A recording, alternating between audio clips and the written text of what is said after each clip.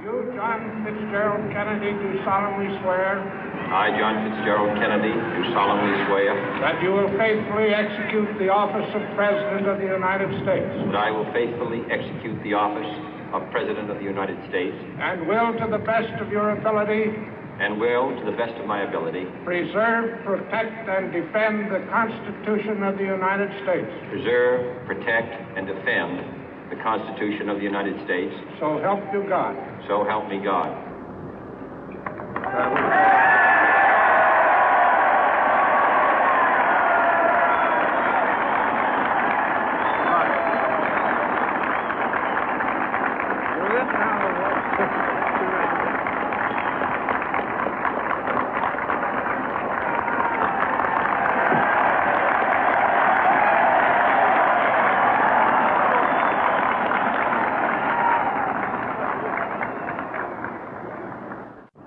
Vice President Johnson, Mr. Speaker, Mr. Chief Justice, President Eisenhower, Vice President Nixon, President Truman, Reverend clergy, fellow citizens.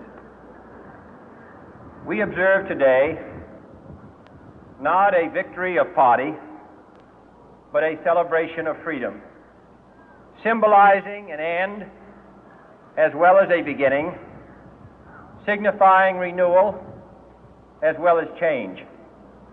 For I have sworn before you and Almighty God the same solemn oath our forebears prescribed nearly a century and 3/4 ago. The world is very different now, for man holds in his mortal hands the power to abolish all forms of human poverty and all forms of human life.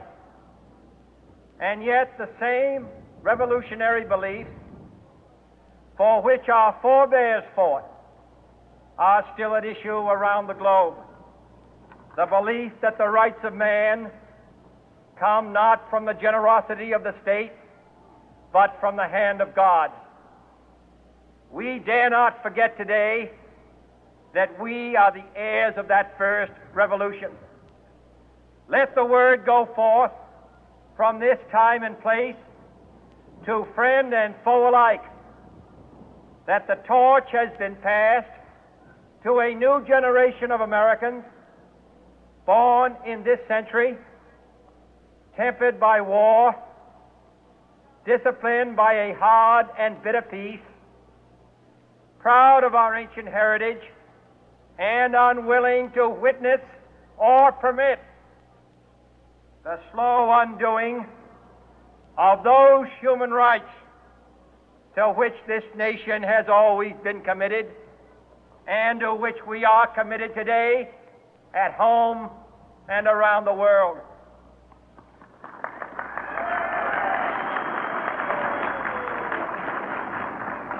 Let every nation know, whether it wishes us well or ill, that we shall pay any price, bear any burden, meet any hardship, support any friend, oppose any foe to assure the survival and the success of liberty.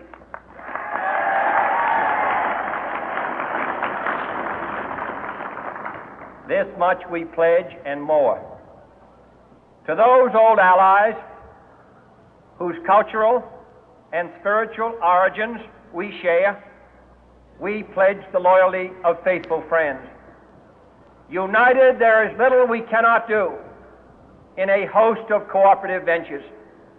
Divided, there is little we can do, for we dare not meet a powerful challenge at odds and split asunder.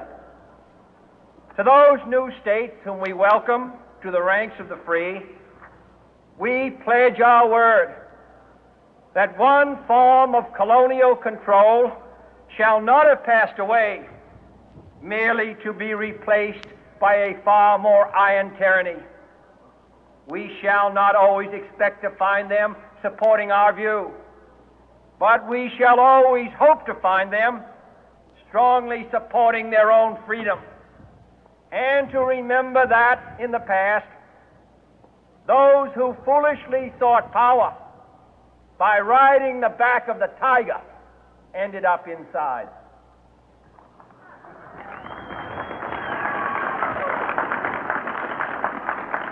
To those people in the huts and villages of half the globe struggling to break the bonds of mass misery, we pledge our best efforts to help them help themselves for whatever period is required, not because the communists may be doing it, not because we seek their votes, but because it is right. If a free society cannot help the many who are poor, it cannot save the few who are rich.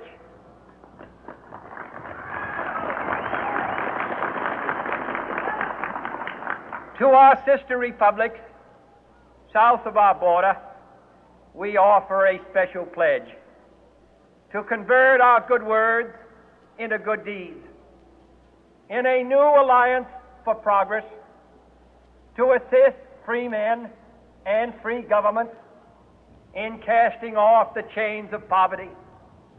But this peaceful revolution of hope cannot become the prey of hostile powers. Let all our neighbors know that we shall join with them to oppose aggression or subversion anywhere in the Americas. And let every other power know that this hemisphere intends to remain the master of its own house.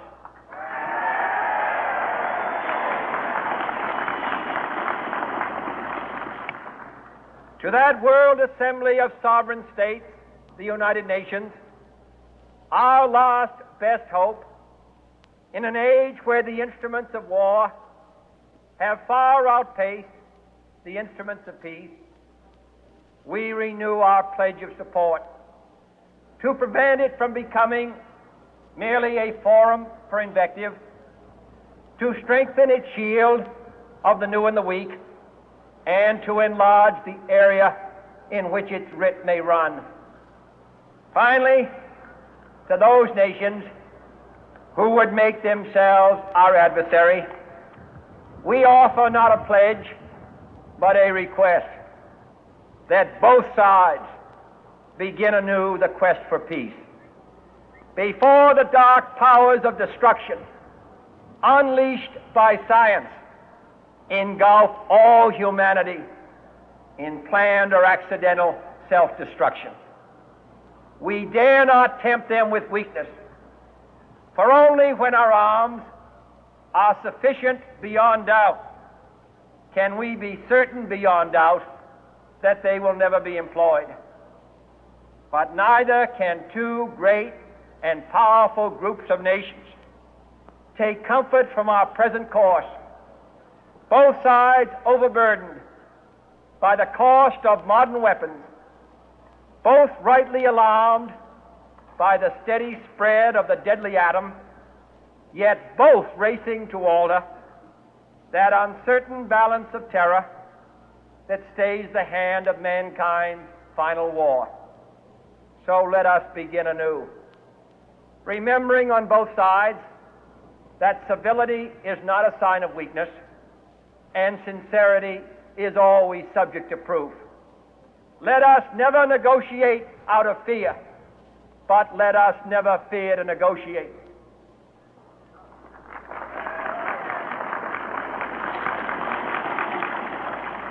Let both sides explore what problems unite us, instead of belaboring those problems which divide us. Let both sides, for the first time, formulate serious and precise proposals for the inspection and control of arms, and bring the absolute power to destroy other nations under the absolute control of all nations.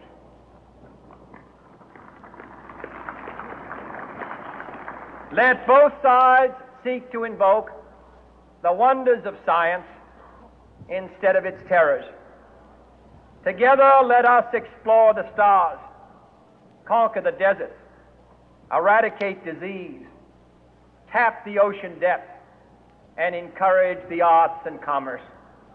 Let both sides unite to heed in all corners of the earth the command of Isaiah to undo the heavy burden and let the oppressed go free. And if a beachhead of cooperation may push back the jungle of suspicion, let both sides join in creating a new endeavor, not a new balance of power, but a new world of law, where the strong are just and the weak secure and the peace preserved. All this will not be finished in the first 100 days, nor will it be finished in the first 1,000 days, nor in the life of this administration, nor even perhaps in our lifetime on this planet. But let us begin.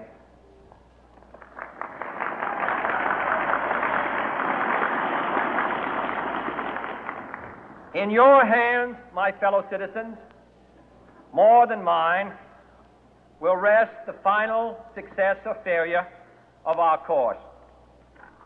Since this country was founded, each generation of Americans has been summoned to give testimony to its national loyalty. The graves of young Americans who answered the call to service surround the globe.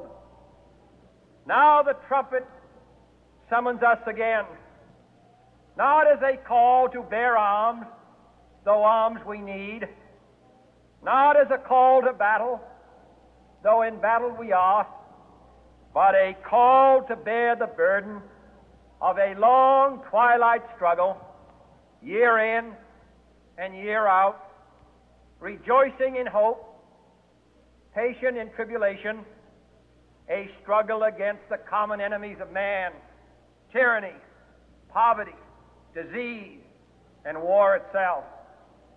Can we forge against these enemies a grand and global alliance,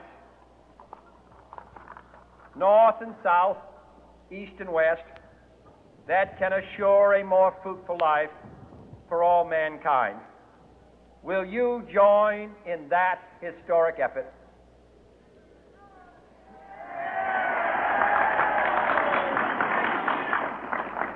In the long history of the world, only a few generations have been granted the role of defending freedom in its hour of maximum danger. I do not shrink from this responsibility. I welcome it.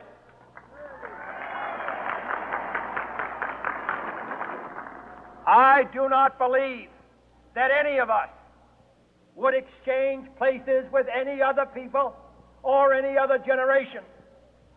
The energy, the faith, the devotion which we bring to this endeavor will light our country and all who serve it. And the glow from that fire can truly light the world. And so, my fellow Americans, ask not what your country can do for you. Ask what you can do for your country.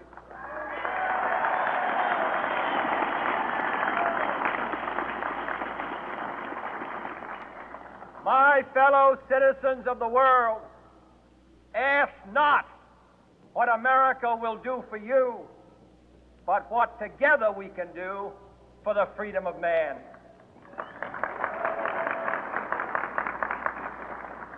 Finally, whether you are citizens of America or citizens of the world, ask of us here the same high standards of strength and sacrifice which we ask of you.